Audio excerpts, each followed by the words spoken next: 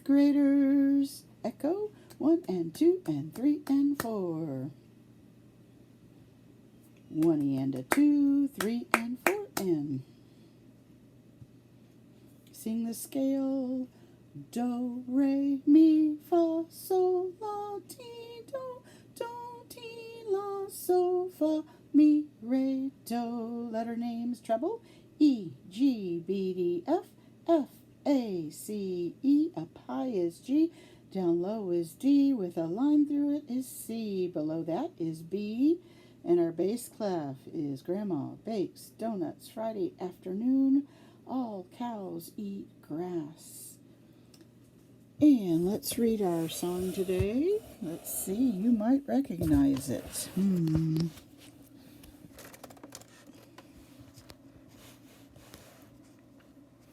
Do you recognize what it is? Let's read the rhythm. 1, 2, 3, 4. 1, 2, 3, 4. 1, 2, 3, 4. 1, 2, 3. 1, 2, 3, 4. 1, 2, 3, 4. 1, 2, 3, 4. 1, 2, 3, 4. And recognize it yet? Nope. Okay, let's start on mi. Mi, mi, fa, so, fa, mi, re, do, re, mi, re, re. Mi, fa, so, fa, mi, re, do, re, mi, re, do. And I bet you know by now it is Beethoven's Ninth. And we're going to learn a little bit about Beethoven.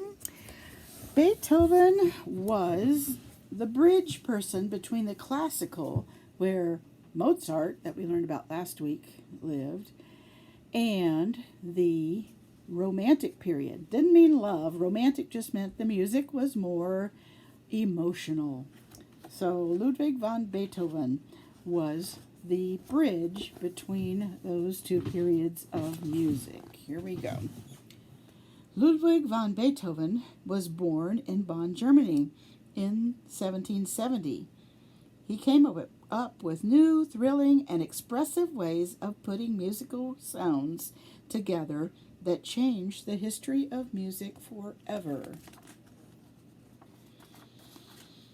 Beethoven grew up during a time of history when things were beginning to change all over Europe.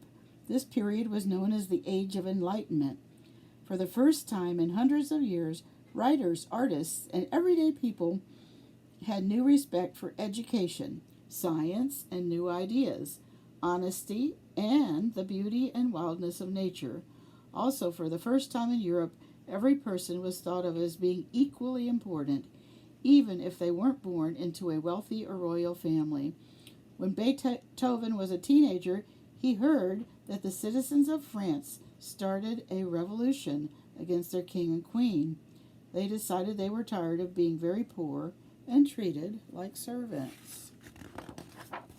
Beethoven thought the people of France and their leader Napoleon were great heroes. Later, he changed his mind about that. A few years later, Beethoven wrote music that went along perfectly with the changing times. One of his greatest compositions, the Third Symphony, is also known as Eroica. Initially, he dedicated it to Napoleon, but after he saw what Napoleon became later, he decided to just call it Eroica. By the time he was 8 years old, Ludwig had become a pretty good piano player. His father invited people to their home and charged them money to hear his son play. Ludwig only did a few public performances, though. Mr. Beethoven really didn't know how to teach his son properly, and Ludwig may not have been good enough for the people to pay to hear them. Luckily, right around that time, the Prince of Bonn hired a new court organ player. Christian Neef was an excellent musician. He heard Ludwig play and knew he could be a great musician someday.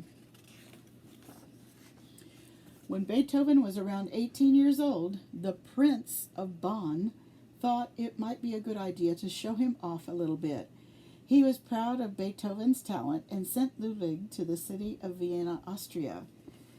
Vienna was the center of music in Europe at that time.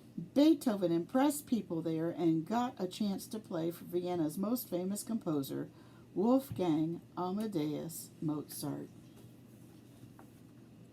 Then he returned to Bonn. Even though the city of Bonn was an excellent place to learn about music, Ludwig van Beethoven really wanted to return to Vienna. Wolfgang Mozart had died by this time, but Ludwig was offered a chance to study with another one of the city's famous composers, Joseph Haydn. Haydn read a musical piece written by Beethoven and arranged for him to be one of his students. Ludwig gave his father enough money to take care of Caspar and Nicholas, his brothers, and left for Vienna in 1792. Only 7 weeks later, Beethoven's father died. Beethoven's 2 brothers eventually joined him in Vienna, and he never returned to Bonn. When Beethoven first arrived in his new city, Ludwig learned all about classical music from Joseph Haydn and other excellent teachers.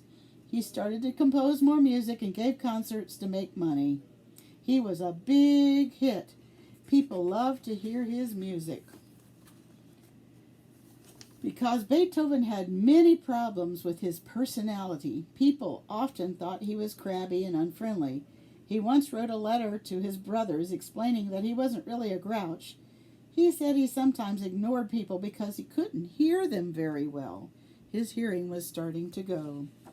Beethoven didn't want anyone to know that someone who was supposed to be a great composer could hardly hear his own music. He struggled to keep his music going. Until finally, when Ludwig van Beethoven was 57 years old, he passed away. In many of his joyous pieces of music, he seemed to be saying, even with lots of problems, if you worked hard enough, you can do anything you want like I did. It's easy to find Beethoven's music on the radio. Libraries usually have discs of his music you can borrow, or the internet does too. Even aliens can listen to Beethoven's music if they're lucky enough to find the Voyager 2, which was sent off in 1977, with a recording of his Fifth Symphony, dun, dun, dun, dun, which included a sample of what human beings are all about. Have a great day, 5th graders!